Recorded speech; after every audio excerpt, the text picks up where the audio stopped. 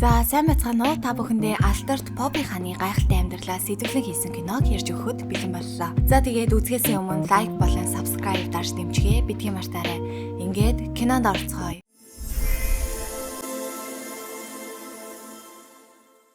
1966 он манай 9 настай Майкл хүү гадаа дураараа тоглож буй үеийнхээ хүүхдүүдийг атаархангүй ажиглан зогсоно. Гэтэл аав Жозеф нь түүнийг ах нартай нь хамт дууны сургуулиалд хийлгэхээр зандрангуй дутхан тэр. Майкл хүүхдэр болсон хойно дуулж байхдаа хаяахан алдаа гаргагч аав нь түүнийг яг л робот шиг алдаагүй төгс дуулахыг шаардан зэмсэж яг л зөв дуулах үед нь сайн нэг сургуультыг нь дуусгадаг байлаа. Нэг орой аав нь хөвгүүдээ тайзан дээр гаргахад бэлэн болсон хэмээн үзэж байгаагаа бүгдэд дуулгав. Тэрээр аль хэдийн менежерүүдтэй ярилцаж тохирсон бөгөөд хөвгүүд 7 хоногт 2 удаа клубүүдэд тоглохоор болсон гэлээ. Үүнийг сонсоод хөвгүүдж маш их баярлах боловч ээж Кэтрин хүүхдүүд одоохондоо дэндүү балчир байгааг мөн сургуульд явах ёстойг сануулж нөхрөө зогсоохыг хичээнэ. Гэвч Жозеф энэ амьдралд ялагч эсвэл ялагдагч л байдаг. Тэд ядуу хар арьст хүүхдүүд учир хинч тэдэнд юу ч бэлгэлэхгүй. Тиймээс бүхний төлөө өөрсдөө л тэмцэх ёстой гэдэл хатуухан сануулад авав. Ийхүү бэлтгэл сургуультаж ирчимжиж тэд Jackson 5 гэх нэрээр анхны тоглолтоо хийлээ. Майкл гоцлол дуучин болж өөрийн ёр бусын холоогоор үзэгчдийг ч өстой нэг дөргиж гарав. За тэгээд тоглолтын дараа ядарч туйлцах хүүхдүүд гэртээ ирдэг. Жозефч гэж үнэн хэцүүгаар дахин бэлтгэрхий энтер гэдэл тэднийг бүр зүгээр байлгахгүй шинжтэй. Зөвхөн Майкл зориг гарган эсэргүүцлээ илэрхийлээд авав. Гэвч Жозеф түүнийг зүгээр орхисонгүй. Эцгийнхээ өөдөөс үг хэлснийхэн төлөө хайр найргүй тэлээгээр оруулгаж байгаа нь үнэхээр л хайрлах сэтгэлгүй нэгэн гэлтэй. Энэ амьдралд хүн ялагч эсвэл ялагдагч л байдаг гэсэн өнөө хатуу үгээ дахин давтан хашгирав. За тэгээд энэ бүхнийг үл харгалзан тэд бэлтгэлээ үргэлжлүүлэн хийж нэг тайзнаас нөгөө тайз руу аялан тоглосоор л үзэгчдэж тэдний тоглолтод улам бүр дурлаж нэг жил өнгөрөхөд тэд илүү том тайзан дээр гарах болжээ. Нэг удаа тэднийг тоглож байх үед Motown Record корпорацийн туслах Сюзантай уулзаж тэдний тоглолт таалагдж байгаа эсэхийг асуусан. Харин Сюзан Майкл бурхнаа цаяасан онцгой авьяас байгааг олж хараад удахгүй холбоо барихаа илэрхийлж нэрийн хуцаа үлдээсэн. Ийхүү Майкл өөрийн бүжиг дуу хоолойгоор үзэгчдийг байлдан агуулж хүмүүс тэднийг уугаалan дэмжсээр байлаа. Удаачгүй тэд Алтарт студи дээр очиж менежер Гордитэй уулзлаа. Майклыг дуулж эхлэхэд Горди түүнийг хэд их хөдөлж байна гэдэл дахин эхнээс нь дуулуулсаар л харин Жозеф хөөрийгөө очиж зааварлахыг оролцсон ч Горди түүнийг зогсоож та зөвхөн хөвгүүдийг энд цагт нь авчрах тал дээр л анхаар. Бусдыг нь би мэднэ гэдэл хандыг нь дараад ав. Энэ үед л Майкл химнэлээ жинхэнэ утгаар нь мэдэрч чөлөөтэй дуулж эхэлснээр бусдын ч бие барьхаа боллоо. Дуулах явцад Гордич түүний ёр бусын хоолойг үнэхээр биширч энэ салбарт олон жил ажиллаж байгаач Майкл шиг ийм ховорхон төрсэн авиасныг хизээж хараагүй гэдгээ илэрхийлнэ. Энэхүү Jackson 5 хамтлаг анхны цомгоо бичүүлж эхэллээ. Тэд хэвлэл мэдээлэл үзэгчдийн анхаарлыг илүү их татахын тулд Майклыг 8 настай гээд худал зарласнаар энэ нь маркетинг болж тэдний цомог маш сайн борлуулагдаж эхлэв. Мөн тус цомог Алтарт Hot 100 жигсаалтын 1-р бичигдэж тэднийг алдрын оргил руу хөтлөлөө. Үүнээс 2 жилийн дараа тэдний гэр бүл Калифорнид маш том хувийн эдлэнд амьдрах болжээ. Нэг өдөр Майклийн аав нь дуудаж би химээх шинэ бие хамгаалагчийг нь танилцуулж үргэлж түүнтэй хамт байх болно гэдгийг нь хэлв. Дараа нь Майкл ээжтэйгээ Лама гих амтан тижээх талаар ярилцсан. Ээж нь түүнд аль хэдийн тижээвэр амтан байгааг сануулгач Майкл Лама тижээхийн давуу талуудыг дурдан зөрүүдэлсээр байлаа. Харин ээж нь түүнийг амьтад гэхээсээ илүү үеийнхээ хүүхдүүдтэй найзлах хэрэгтэйг зөвлөхөд Майкл өөрийгөө бусад хүүхдүүдтэй адилгүй гэдгээ гуниктайгаар хэлсэн. Учир нь хүмүүс түүнийг зөвхөн алдартай од гэж хардаг бөгөөд зөвхөн амьтдал түүнтэй ямар ч ашиг хонжоогүй энгийн хүн шиг харцдаг гэхин дээр. Ийхүү ээж нь хүүгээ өрөвдөн түүнийг төрсэн цагаасаа л онцгой хүүхэд байсныг хэлээд хин нэгэнд доторх гэрлээ унтрах боломж хизээж буу болохоор үргэлж тэр гэрлээ нандинаж яваарай хэмээн амжилтан захив. Ингээд 7 жил нүд ирэмхийн зур өнгөрчээ. Майкл одоо хэдийн нас биеинд хүрсэн хамтлагаасаа тусдаа өөрийн бие даасан цомгоо гаргахыг ихэд хүсэх болж. Гэвч ааваасаа яасан тэрээр дуу бичлэгийн менежертэй хандан бие даасан цомог гаргах санааг надаас биш танай компаниас гаргасан гэж аавд нь хэлээрэй хэмээн гуйлаа. Ингээд тэд Жозеф дээр очиж энэ талаар ярилцахад Жозеф хэдий дургуйсан ч Өглөөний 9-өөс оройн 5 цаг хүртэл Майкл миний мэдээс хамтлагийн бэлтгэлд байх ёстой. Зөвхөн түүнээс хойш соло уран бүтээлтэй цаг гаргаарай гэсэн хатуу шаардлага тавихад менежерүүдэд ч өөр аргагүй тул зөвшөөрөөд явцгаалаа. Энэ үед Майкл өнөө хүсээд байсан ламагаа аль хэдийн авчихсан чөлөө цагаа үргэлж түүнтэйгээ өнгөрөөж тайвшруулыг мэдэрдэг болжээ. Мөн тэрээр анхны бие даасан дууныхаа бичлэгтэж орж ирлээ. Түүний нэр хүндэж дэлхийд даяар улам бүр өссөөр байсан ч манай хүн сайн үйл хийхээ марцсангүй. Хавдартай хүүхдүүдэд тогтмол очиж тэднийг баярлуулдаг байлаа. Нэг өглөө Майкл гэрийнхнээ баяр хөөртэйгээр сэрээж гадаах ачааны машинаас нэгэн бяцхан шимпанзе гаргаад ирхэн тэр. Энэ бол түүний шин тэжээвэр амтан болох Bubbles байлаа. Харин аав нь түүнийг шоолон энийг. Майкл ч үүнийг үлдэн өрөөндөө шампанзедээ зориулан хүүхэд байхдаа дуртай байсан Neverland номоо уншиж өглөө. Хэд хоногийн дараа Майкл гадаад төрхөндөө өөрчлөлт хийж нүүрнийхээ хэлбэрийг засуулахаар мэдсэлд орохоор шийджээ.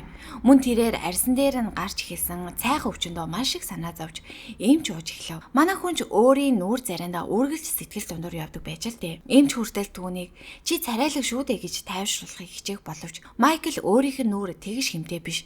Хитрхи том хамартай гэж үзсэн тул мэс засал хийхийн хатуу шаард. Нүүрний эхний мэс засалж амжилттай болж Майкл талинд өөрийнхөө шин төрхийг баяртайгаар ширтэн. Мөн эгчтэйгээ хамт шүтэн бишрэгчдийнхээ ирүүлсэн загтлыг уншиж байхад эгч нь түүний царай үнэхээр сайхан харагдаж байгаа хэрэг. Майкл хүүхэд шиг л баярлана. Тэрээр хүмүүс түүнийг зөвхөн хүүгүүдийн хамтлагийн бяцхан гишүүн бус цоо шин өнцгөөс би даасан уран бүтээлч гэж хараасаа гэж хүснэ нь энэ байж л дээ. Яг энэ үед Жозеф гэр бүлийн яаралтай уулзалт зарлжээ. Ингээд Майклыг доош буугаад Жозеф түүнд баяр хүргэх биш харин ч бүр ёжилж тэгээд дэлхийд дахны анхаарлыг ганцаараа олж чадна хэмээн горилж байгаагаар нь дайжигнаж бүрч болоогүй түүнийг хамтлагийн гишүүдтэй дахин нэг аялан тоглолт хийж цомог гаргах шийдвэрийг хэдийнэ дур мэдэн гаргачихсан хэмээн хэлхэн тэр. Майкл ч үүнийг сонсоод би энэ талаар бодож үзэх хэрэгтэй гэхэд Жозеф ч бүр үнэнд аварцсан. Би чиний өмнөөс бүхнийг шийднэ хэмээн шуудал тулхана. Майкл уур бухимдлаа хөтлөгдөн шуудал гарч одлоо. Ийхүү Майкл бие хамгаалагч Биллээс түүнийг хаашаач хамаагүй авч явахыг хүсв. Гэрийнх нь гадаа шүтэн бишрэгчт нь орилолтод цугларсан байх бөгөөд тэд цааш явсаар нэгэн нам гүн газар очиж зогслоо. Энд л Майкл доторх бүхний уудлан Жозеф түүнийг хүн биш зөвхөн мөнгө олдог хэрэгсэл гэж л харж байгааг гомдлон. Түүний хувьд өөрийн гэсэн бие даасан аялан тоглолт хийх том төлөвлөгөөтэй байсан ч эцэг нь хамтлагийн тоглолтоор хүчээр тулгаж буйгч ярьлаа. Харин би л түүнийг өрөвдөн Жозефийг хизээж өөрчлөгдөхгүй.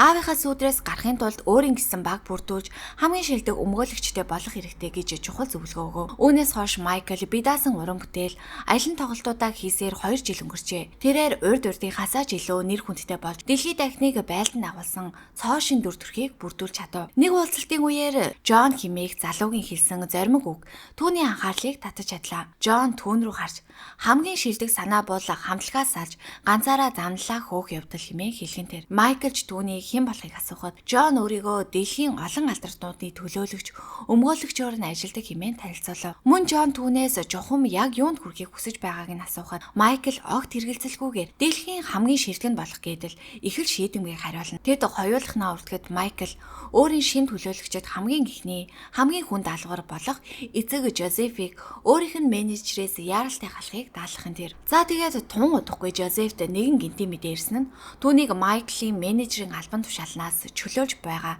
ганцхан өгүүлбэртэй мэдэгдэл байлаа. Жозеф ч үүнийг уншаад яаж зүгээр байх вэ? Маш их зочирдож Кэтринд л хамаг ураа гарган бухимдаж эхэллээ. Кэтрин харин ч хүүдээ талархах хэрэгтэй. Өнөөдрийн тэдний эдэлж хэрэгж байгаа бүх зөвхөн Майклийн нуруунд дээр түүний хөдөлмөрөөр ирсэн гэдгийг шууд л хэлж орхив. Энэ үед Майкл хайртай шампанзе Bubbles-тайгаа тоглож байгаад түүнд зайрмаг авчирхаар доош буух үедээ өнөөх халагдсан загтлыг байран хөмсөг зангидан зогсоож байгаа аавтайгаа нүүр туллаа. Жозеф түүнд өөрийнхөө энэ загтлыг чангаар уншихыг шаардах боловч Майкл аавынхаа нүдрүүч харж чадахгүй дуугүйхан татгалзан. Харин Жозеф түүнд гэр бүл байхын жинхэнэ утга учирын талаараа суралцах зүйл одоо ч их байгааг сануулаа цаашавлаа. За тэгээд энэ бүх сэтгэлийн дарамтыг үл хайх. Майкл ажлаа үргэлжлүүлж хавдартай бяцхан өвчтнүүдийг баярлуулахаар эмнэлгүүдээр зочсоор л байлаа. Хожим нь тэрээр шин төлөөлөгч Джонтой уулзахдаа түүнд бүх цаг үеийн хамгийн аав дэлхийг дөргиосон аялан тоглолтыг хийх мөрөөдөлтэй байгаагаа хуваалцсан. Түүнчлэн дуунуудаа зүгээр нэг клип биш бүрэн хэмжээний кино шиг өндөр түвшинд хийхийг хүсэж байгаагаа хэллээ. Ингээд Майкл гадны бүх зүйлээс тусгаарлагдан шин дуу, шин бүжгийн хөдөлгөөн, гайхалтай санаанууд дээрээ бүрэн төвлөрч эхэллээ. Нэг орой тэрээр зурагтаар хар аристнуудын эсрэг чиглэсэн нийгмийн тэгш бус байдлын талаарх мэдээг үзсэн. Тэрхүү мэдээч түүний доторх урлагийн галыг улам бадрааж, нийгэмд дуу хоолойгоо хүргэх урам зориг болон хувирч, улам их эрч хүчтэйгээр шинэ уран бүтээлдээ ханцуу шамлан орлоо. Майкл нийгмийн тэгш бус байдлыг эсэргүүцсэн шинэ уран бүтээлдээ өвөрмөц өнгө аяс оруулахаар хотын захын хипхоп бүжгийн бүлэгтээ уулзахаараа зориг шулууджээ. Тэднийг очиход залуус хөгжмийн хэмнэлд эрч хүчээр буцалж байлаа. Гудамжны бүжигчид Майклыг хараад нүдэндээ чичгэхгүй гайхаж өөрсдийн хамгийн шилдэг хөдөлгөөнүүдээ үзүүлжсэн. Ийхүү тэрээр залуусыг тойруулан хараад хөгжим бүжиг бол бид бүгдийг холбодог нийтлэг зүйл. Энэ бол арьсны өнгө үл хамаарах бүх нийтийн хил бөгөөд бид хамтдаа ертөнцийг өөрчилж чадна хэмээн урам зориг хайрлаа. Тэгээд өөрийнхөө зохиосон цоо шин бүжгийг тэдэнд зааж бүжигчид үүнийг маш их хүсэл тэмүүлтэйгээр даган сур. Ингээд Майкл тэднийг зүгээр л нэг хорхисонгүй. Дараагийнхаа том хэмжээний бичлэгдэж бүгдийг нь тоглуулахар шийдлээ. За тэгээд цаг хугацаач өнгөрч Майкл студиуд дуугаа бичүүлж бүжигчдтэйгээ өдөр шөнөгээ бэлтгэл хийсээр байлаа. Энэ шаргуу хөдөлмөрийнхөө хажуугаар тэрээр өөрийгөө хөгжүүлэх гэж өдөрт заавал нэг кино үздэг дадалтай болж л дээ. Нэг удаа тэрээр трейлер буюу аим шиг кино үзэж сухдаа толгойд нь гайхалтай нэгэн санаа орж ирлээ. Тэрээр үүнийгээ трейлер хэмээн нэрлэж бүжигчдээ аим шигт мангасны түрхэнд хувиргаж хөгжмийн ертөнцийг өөрчилсөн богино хэмжээний кино шиг клип бүтээж чадлаа. Үүний зүрхцээ түүний Билли Жин дуу хэдийнэ дэлхийг шуугуулж түүнийг алдар нэрийн туйлд хүргээд байлаа. Удалгүй тэд дуу бичлэгийн продюсертэй уулзаж энэ клипийг заавал MTV-гээр цацах ёстой гэхэд продюсер шууд л энэ чинь боломжгүй гэдэл татгалзсан тэр. Учир нь тэр үед MTV хизээч хар арист уран бүтээлчдийн клипийг гаргадаггүй байж л дээ. Хэдий Майкл миний хөгжим хүн бүр зориулагдсан хэмээн шийдэмгий хэлсэн ч продюсер аль хэдийн гуйгаад бараагүй гэдгээч үннээр нь хэллээ. Гэвч Майкл бууж өгсөнгүй.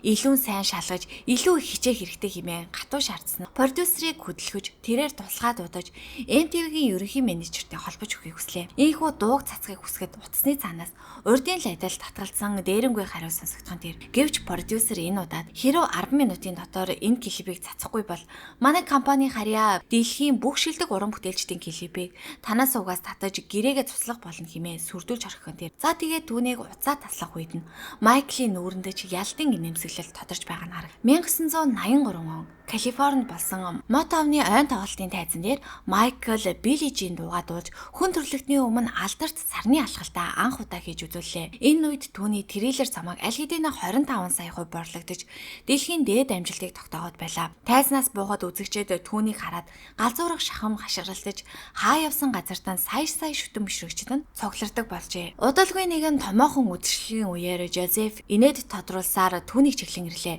Гэвч тэрээр баяр хүрхийн оронд хүмүүсийн дунд би хүүгээ хэрхэн мөнгө хөвлөдөг машин болгож хүмүүжүүлснийг харцгаа гэдэл ёжтойгоор орилж Майклыг эвгүй байдалд оруулаад ав. Дараа нь Жозеф өөрийн хуучин найз продюсер Донтэй нууцаар уулзаж Jackson 5 хамтлагийг дахин нэгдэх талаараа тохиролцож эхэллээ. Дон түүнээс хамгийн гол нь Майкл хүнд оролцох уу гэж асуухад Жозеф дотроо тэнгэлсэж хүүгээ хянаж чадахгүй болсноо нуун байт. Тийм ээ. Тэр оролцсон гэдэл худлаа хэлчихв. Мөн Жозеф дэлхийг торсон асар том аялан тоглолт хийж түүнийг Victory Tour хэмээн нэрлээд дэлхийн тэр бомтон компаниудаас ивент итгүүлэх шунхай саналаач ярьлаа. Мөн Донд өөр нэг ашигтай санаа төрсөн. Тухайн үед Pepsi компани зах зээлд тэргүүлэхийг улайран зорж байсан. Майкл тэднийг дэлхийд дахин таниулах нүүр царай нь болж чадна хэмээн үзэж байлаа. Нэг шөнө Майкл ядарсаар өрөөнд орж ирд. Харанхуйд аав Жозеф түүний хүлээгээд сууж байхыг хараад зочирдон зогсно. Жозеф Гэри шиг жижигхэн хотоос гаралтай, ядуу зүдүүхүү дэлхийн хамгийн их борлуулалттай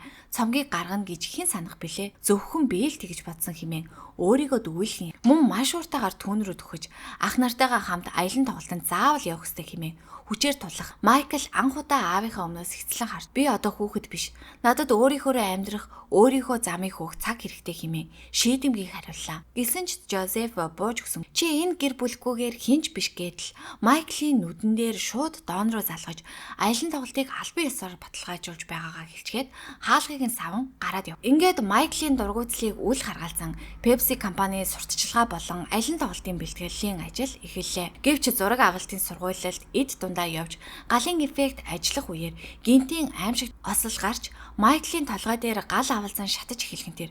Ийхүү тайз тэр чигтээ өөмийн самуун автаж бүгд галыг унтрааж түүнийг яаралтай эмнэлэг рүү. Удалгүй эмнэлгийн коридорт гэр бүлийнхнээ цугларч санрангүй хүлээлцэн. Харин эмч түүний толгой хуух хэсэгтээ 3 дугаар зэргийн гүн түлэгдэл тавсан бөгөөд хэд хэдэн мэдрэлийн эсүүд нь эргэж сэрхээргүй гэмтсэн гэх нь. Яг энэ үед Жозеф гэж бүтэхгүйгээр хүүгийнхээ эрүүл мэндэд санаа зовхоос илүүтэй тэр одоо тайзан дээр гарч аялан тоглолтоо хийж чадах уу гэдэл хэнийгч хүнийг асуугаад ав. Эмч цааш нь толгой нэдгэрсний дараач үсний ургалтыг сэргээж арсыг нь нөхөхийн тулд хэд хэдэн удаагийн хүнд нөхөн сэргээх мэдцэлд орох шаардлагатайг тайлбарлана. Майкл өөрөө эмчээс би заавал хиймэл үс зөөх шаардлагатай болох уу гэж асуув. Эмч эхлээд энэ хүнд хагалгаануудын ард амжилттай гарах хэрэгтэйг л сануул. Дараа өдөр нь Джон түүнийг эргэж ирэх. Майкл өөрийнхөө өвдөлтийг умартан хажуугийн өрөөнд байх өөр нэгэн хүнд түлэгдэлтэй өвчтөн дээр очиж түүнийг тайвшруулан ярилцаж суув. Тэрээр Джонтай хамт гарч ирэхдээ эмнэлгийн коридорт байгаа бусад түлэгдсэн өвчтнүүдийг хараад зүрхэн шимширч байгаагаа хэллээ. Нөгөө талд хүүгийнхээ эрүүл мэндэд биш зөвхөн ашиг орлоготой санаа зовж бухимдсан Жозеф Кэтрин рүү хашигдсан дайрч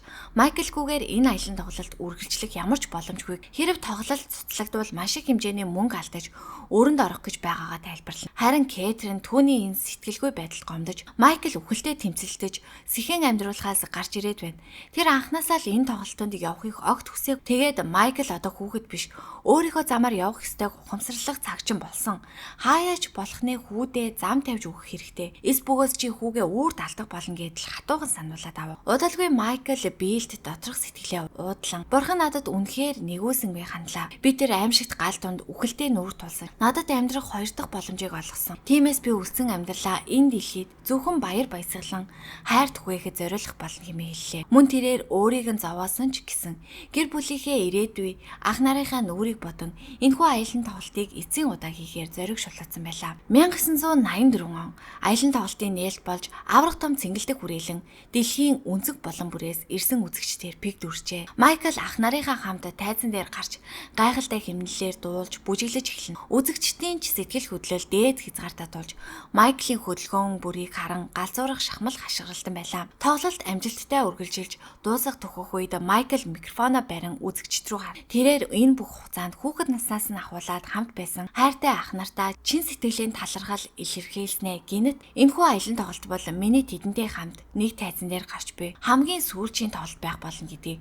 дэлхийд дахинд зарлаж орхихон тэр. Энэхүү гинтийн зохиол Жозефигч бүр нэг гүн цочролд оруулаад авав. Энэхүү тоглолт өндөрлөж хүшиг хахтад ээж Кэтринийхээ нүүрэнд хүүгээрээ бахархсан, эрх чөлөөг нь мэдэрсэн дулаахан инэмсэглэл тодорсон байлаа. 1988 он үүнээс хэдийн 4 жил өнгөрчээ. Майкл өөрийн бие даасан анхны дэлхийг тойрсон аялалтаа албан ёсоор эхлүүллээ. Тэрээр одоо хэний ч нөлөөнд автахгүй, хиндэж захирахдахгүй бие даасан агуу уран бүтээлч болсон байлаа. Тайзан дээр тэрээр өөрийн бүхий л зүрх сэтгэл, амьдралынхаа шаналл баяр баясгалан дуу хоолой бүжгийн хөдөлгөөн бүрээрээ зориулан тоглож цэнгэлдэх хүрээлэнгээр дүүрэн сая үзэгчид түүний уран бүтээлд үг дүүгүй бүрэн автан зингийн хүүхэд насныхаа хатуу хөтөг давж өхлийн ирмээс эргэж ирсэн Майкл Джексоны дэлхийн түүхэндх цорын ганц попын хаан болох агуу түүх ийхүү үргэлжилж буйгаар энэхүү кино маань төгсөж байна. За ингээд кино таалагдсан бол суугтаа лайк болон subscribe дарж дэмжгээ битгий мартаарай.